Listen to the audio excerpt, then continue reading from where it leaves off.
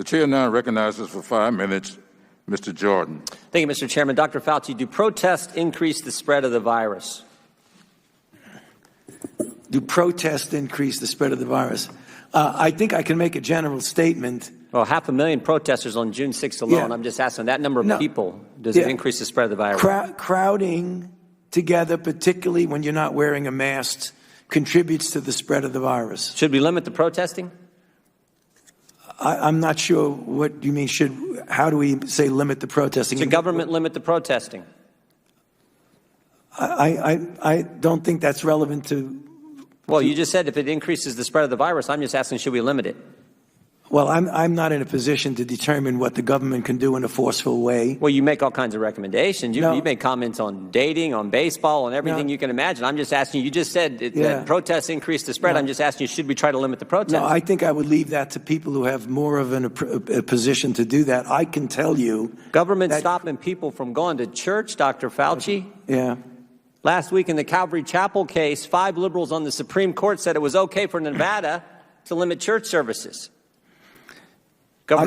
Justice Gorsuch said it best. He said there's no world in which the Constitution permits Nevada to favor Caesar's Palace over Calvary Chapel. I'm just asking, is there a world where the Constitution says you can favor one First Amendment liberty, protesting, over another, practicing your faith?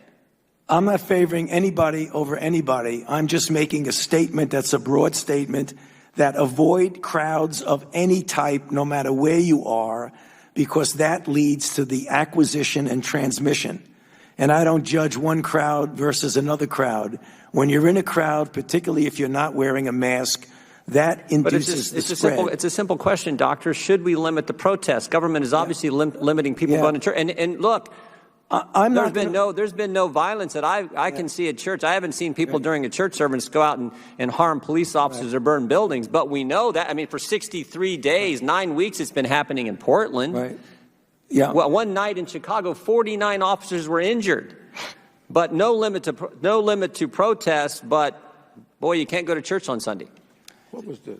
I don't know how many times I can answer that. I'm not going to opine on limiting anything. I'm just going to tell you. You've opined on a lot of things, Dr. Fauci. Yeah, but I've never. This is something that directly impacts the spread of the virus, and I'm asking your position on the protest. Yeah, I'm not going to opine on limiting anything. I'm telling you what it is, the danger. And you can make your own conclusion about that. You should stay away from crowds, no matter where the crowds are. Government has stopped people from going to work. In fact, just in New Jersey 4 days ago, Ian Smith, Frank Trombetta were arrested for trying to operate their business, their gym. They were arrested. But my bet is if these 2 individuals who own this gym were outside just in front of their gym, and all the people who were working out in their gym were outside protesting, they'd been just fine. But because they were in the gym working out, actually running their business, they got arrested. You think that's okay? I'm not going to opine on who gets arrested and who does not. You get where I'm going. I'm telling you, as a public health official, I say crowds. Do you see the inconsistency, though, Dr. Fauci? There's no inconsistency, Congressman.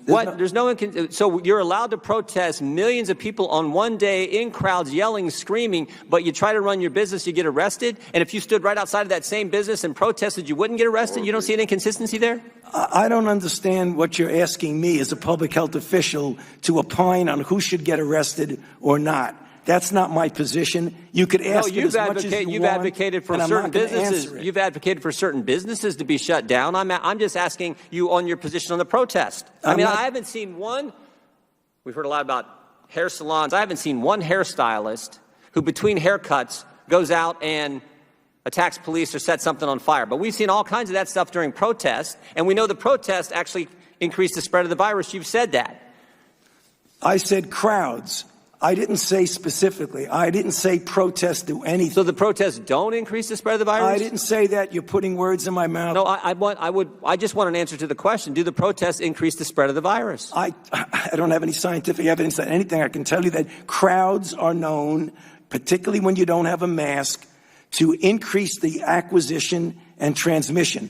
No matter what the crowd is. So you don't have a position on whether the protests increase the spread of the virus or don't increase the spread of the virus?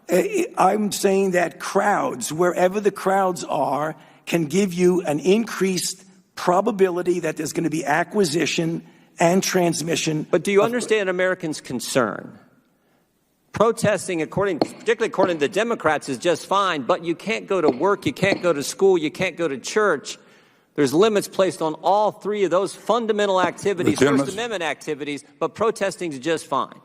You know, the gentleman's time has expired, but I'll just ask the gentleman to just think about his question and put it in reference to crowds that gather at political meetings, at fundraisers without masks, on an oil rig in Texas, nobody wearing a mask, nobody social distancing, but a fundraiser. Right. Would that be problematic? With that, I'll yield 5 minutes to Mr. Foster.